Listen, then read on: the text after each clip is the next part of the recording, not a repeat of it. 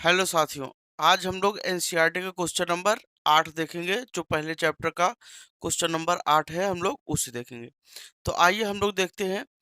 Screen पे देखिए question लगा हुआ है। इसमें कहा है दो बिंदु आवेश क्यू ए बराबर 3 माइक्रोकुलाम तथा क्यू बी बराबर -3 माइक्रोकुलाम एक दूसरे से 20 सेंटीमीटर की दूरी पर निर्वात में स्थित है।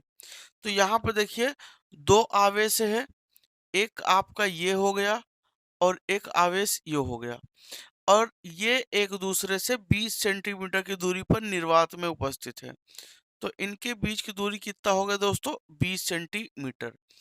ये इसकी वैल्यू है क्यू ए, जो कि मान दिया है आपका 3 माइक्रोकुलाम, और इसकी वैल्यू क्यू बी, और इसका मान है -3 माइक्रोकुलाम। और कहा है ए नंबर, दोनों आवेश क्यू ए व क्यू बी को मिलाने वाली रेखा ए बी के मध्य बिंदु पर वैद्युत क्षेत्र की तीव्रता ज्ञात कीजिए। ये अगर ए है, ये बी है, तो इनको मिलाने वाली जो रेखा है ये, तो कहा है कि इसके मध्य बिंदु पर, मध्य बिंदु क्या हो गया? ओ मान लेते हैं। तो इसका मध्य बिंदु पर वैद्युत क्षेत्र की तीव्रता ज्ञात कीजिए। ठीक है ना? तो अगर दोस्तों ध्यान दीजिएगा, अगर मैं यहां से देखूं तो क्यू ए की वैल्यू आपका 3 माइक्रोकुलाम है। अगर हम इसे चेंज करें तो यही जो क्यू ए का मान है, क्यू ए का मान 3 माइक्रोकुलाम, तो ये हम लिख सकते हैं 3 × 10⁻⁻6 कुलाम। और ये -3 माइक्रोकुलाम, तो यही क्यू बी का मान हम लिख सकते हैं 3 × 10⁻⁻6 कुलाम। ठीक है ना? तो ये हो गया आपका। अब अगर ये 20 टोटल है, तो इसका मध्य बिंदु, तो क्या 10 सेंटीमीटर ये हो जाएगा और 10 सेंटीमीटर ये हो जाएगा। ठीक है ना? क्योंकि ये टोटल कितना है 20, तो 10 सेंटीमीटर आपका ओ बी का मान हो जाएगा और 10 सेंटीमीटर ए ओ का मान हो जाएगा। ठीक है ना? तो ये हो गया, कोई दिक्कत? अब यहाँ पर बच्चा क्या कहा है, ध्यान दीजिएगा। यहाँ पर क्या कहा है कि इन दोनों को मिलाने वाली रेखा के मध्य बिंदु पर कुल वैद्युत क्षेत्र की तीव्रता। तो अब पॉइंट ओ पर हमें क्या मिलेगा? वैद्युत क्षेत्र की तीव्रता।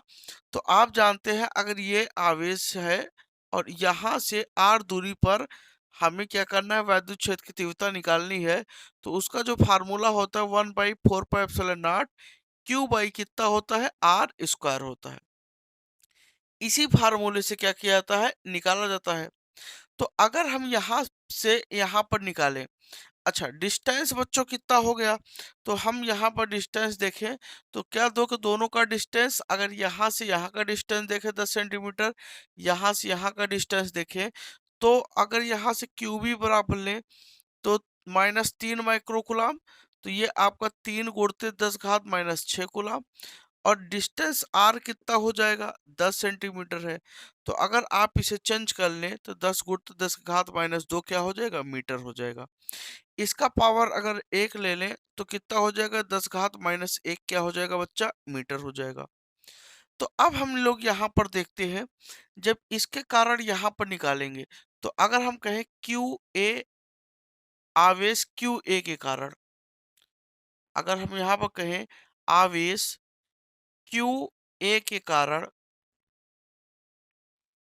कारण बिंदु ओ पर, ओ पर वैद्युत क्षेत्र की तीव्रता, वैद्युत क्षेत्र की तीव्रता, अगर यहां से हम बात करें तो यहां से क्या हो जाएगा? ई ए, क्योंकि क्यू ए आवेश के कारण है, तो हो जाएगा 1/4πε0 क्यू ए अपान क्या हो जाएगा? R square.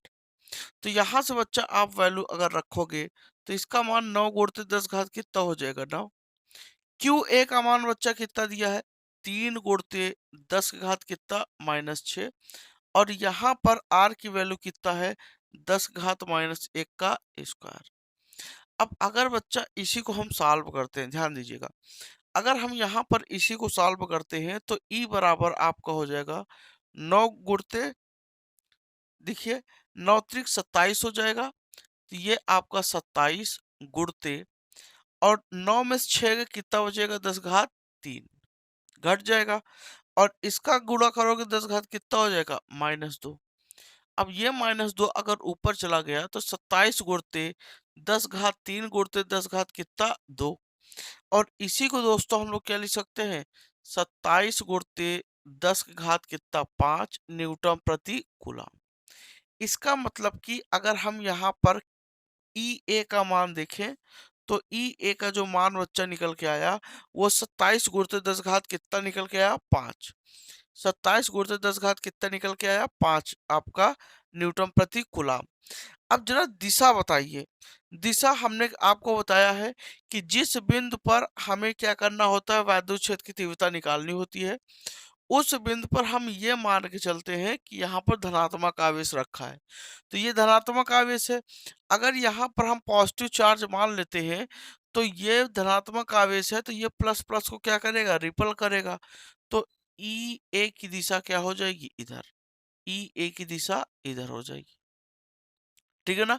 अर्थात क्या, ओ से बी की ओर। तो अगर यहाँ पर आप दिशा की बात करें तो दिशा क्या हो जाएगा, ओ से बी की ओर, बी की ओर। तो ये बच्चा क्या हो जाएगा, दिशा हो जाएगा, ठीक है ना। अब हम लोग यहाँ क्या करते हैं, आवेश, आवेश क्यूबी के कारण, क्यूबी के कारण बिंदु ओ पर, कारण बिंदु ओ पर वैद्युत क्षेत्र की तीव्रता, वैद्युत क्षेत्र की तीव्रता। अगर यहाँ पर वैद्युत क्षेत्र की तीव्रता निकाला जाए तब क्या होगा, तो बच्चा अगर हम यहाँ पर ई बी निकालें तो इसका भी वही होगा, 1/4 pi epsilon nought Q B upon R square. Value रख देते हैं। 1/4 पाई एप्सिलॉन नॉट का मान 10 घात 9 हो, 9 गुणते 10 घात 9 हो जाएगा। क्यू बी का मान कितना है, 3 गुणते 10 घात 6। अब यहाँ माइनस नहीं लेंगे, वैल्यू केवल लिखते हैं, बटे आर का मान कितना है, 10 घात -1 का स्क्वायर। अब इसका गुणा करेंगे 9 तिक 27, तो ईबी बराबर आपको क्या हो जाएगा, 27 गुणते 10 घात, यहाँ -6 रहेगा, घटाओगे तो आपका क्या हो जाएगा 3, और ये ऊपर चला जाएगा 10 घात कितना 2। तो ओवरऑल जो ईबी का मान आया वो बच्चा आया 27 गुणते 10 घात 5 न्यूटन प्रति कूलम। अब डायरेक्शन की बात करते हैं तो ये माइनस है, यहाँ प्लस मानिए। दिशा जब निकालते हो तो क्या मानते हैं, प्लस हम लोग लेकर चलते हैं। तो अगर यहाँ पर हम माइनस लें और यहाँ प्लस, तो ये माइनस क्या करेगा, इस प्लस को अपनी ओर अट्रैक्ट करेगा। इसका मतलब क्या है कि जो ईबी की दिशा है वो इधर ही होगा, ईबी की दिशा इधर। तो यहाँ पर ईबी की दिशा क्या होगी, ओ से बी की ओर। दिशा क्या होगा, ओ से बी की ओर। अब क्या दो के दोनों एक ही दिशा में है, बोलिए। तो बिंदु ओ पर,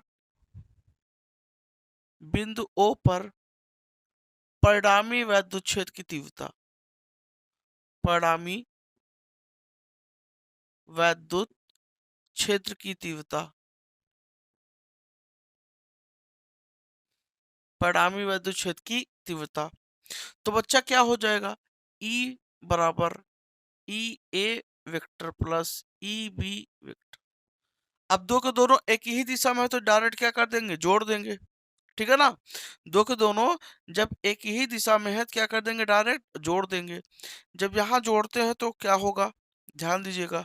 इसको जब जोड़ते हैं बच्चा तो यहाँ से आपका हो जाएगा, वैल्यू जो निकल के आएगी वो क्या निकल के आएगी, तो यहाँ देखिए अगर वैल्यू को रखते हैं ई वेक्टर बराबर ई ए, दो के दोनों एक ही दिशा हम डायरेक्ट जोड़ देंगे, ठीक है ना।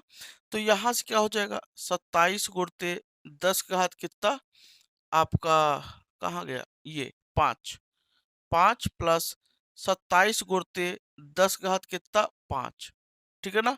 और यहाँ से ई वेक्टर बराबर आपको कितना हो जाएगा, 54 गुणते 10 के घात कितना 5। 27 27 कितना हो जाएगा, 54 हो जाएगा न्यूटन प्रति कूलम। ये क्या हो गया, बिंदु ओ पर कुल वैद्युत क्षेत्र की तीव्रता हो गई। अच्छा, दिशा क्या होगा? तो भाई जब दो के दोनों एक ही दिशा में है तो इनका रिजल्टेंट भी इधर आएगा। तो रिजल्टेंट का जो डायरेक्शन होगा वो क्या हो जाएगा आपका? ओ से बी की ओर। ओ से बी की ओर हो जाएगा। समझ गए आप? तो ये क्या हो जाएगा? रिजल्टेंट आपका वेक्टर हो जाएगा ई का। कोई दिक्कत? अब ये तो इसका पार्ट ए था। पार्ट बी में जरा देखिए क्या कहा है। पार्ट बी में कहा यदि 1.5 गुरुत्व 10 घात -9 कूलाम परिमाण का कोई ऋणात्मक परीक्षण आवेश इस बिंदु पर रख दिया जाए, मतलब किस पर? जो पॉइंट ओ है, रख दिया जाए, तब इस पर परीक्षण आवेश द्वारा अनुभव किया गया बल ज्ञात कीजिए। तो परीक्षण आवेश द्वारा अनुभव किया गया बल हमें क्या करना है? ज्ञात करना है। तो इसका कहने का मतलब क्या है कि यहाँ पर अगर हम क्या कर दें, कोई टेस्ट चार्ज रख दें। ध्यान दीजिएगा, परीक्षण आवेश मतलब टेस्ट चार्ज। कोई हम ऐसा आवेश जिस पर हम किसी चीज के कारण कोई चीज चेक करते हैं, उसी को हम लोग क्या कहते हैं? टेस्ट चार्ज कहते हैं, परीक्षण आवेश कहते हैं। तो अगर कह रहा है कि यहाँ पे हम परीक्षण आवेश रख देते हैं, तो लीजिए यहाँ पर परीक्षण आवेश रख देते हैं। अगर बिंदु ओ पर परीक्षण आवेश रख दिया जाए और उसका मान कितना है, अ, यहाँ मैं डायग्राम बना दे रहा हूँ।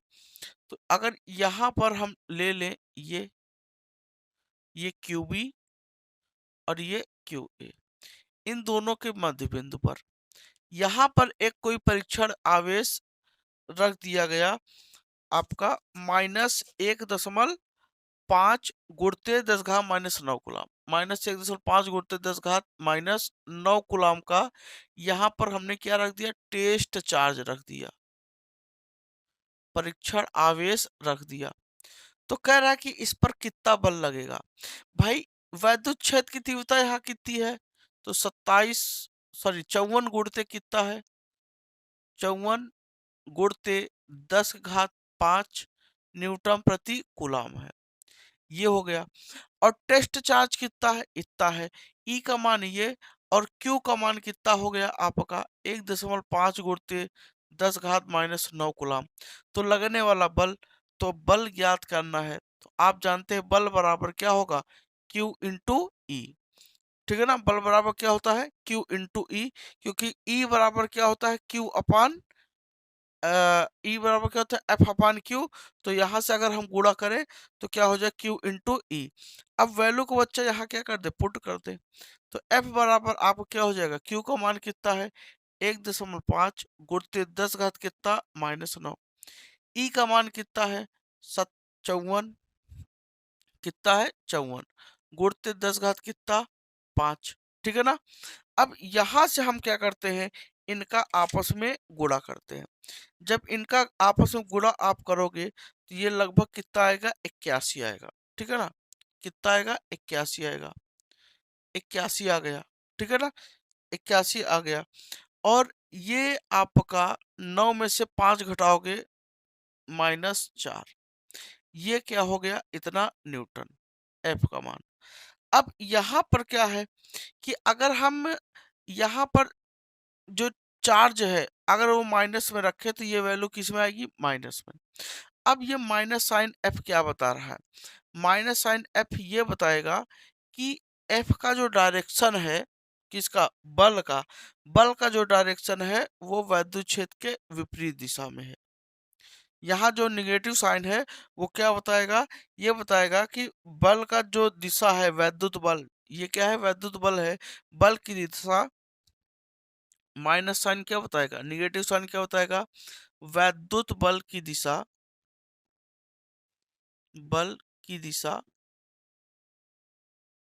वैद्युत क्षेत्र के विपरीत है। वैद्युत क्षेत्र की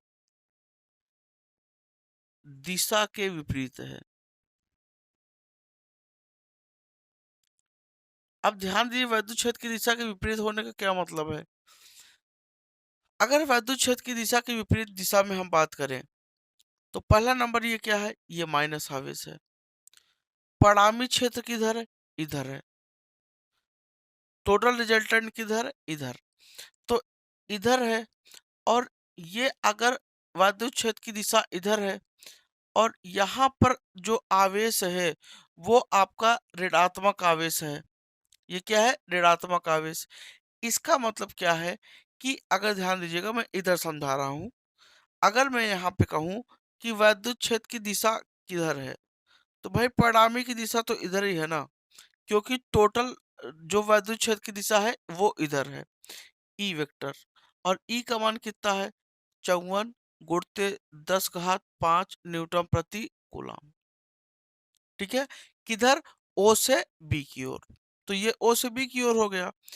और यहाँ पर कोई आवेश रखा है और उस आवेश का मान कितना है? -1.5 गुणित 10 घात कितना? -9 कूलम। ये इधर रखा है। आप जानते हैं अगर ये वैद्युत बल रेखा है तो वैद्युत बल रेखा हमेशा प्लस से निकलती है और कहाँ समाप्त होती है? माइनस पर। तो अब बताइए, ये माइनस इस माइनस को क्या करेगा? प्रतिकर्षित करेगा।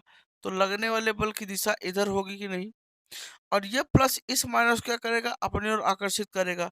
तो लगने वाली बल की दिशा इधर होगी कि नहीं? तो बल की दिशा इधर और वैद्युत क्षेत्र की दिशा इधर। तो बताइए, क्या बल और वैद्युत क्षेत्र एक दूसरे के विपरीत दिशा में है या नहीं? बोलिए। तो ये आपका अगला सवाल था। कोई दिक्कत समझ में आ गया होगा। तो उम्मीद करते हैं ये चीज आपको क्लियर हुआ होगा। ठीक है ना? अब यहाँ पे हम लोग क्या देखेंगे? Question number 9। ठीक है ना? तो अगले वीडियो हम लोग क्वेश्चन नंबर क्या देखेंगे? 9 देखेंगे। थैंक यू साथियों।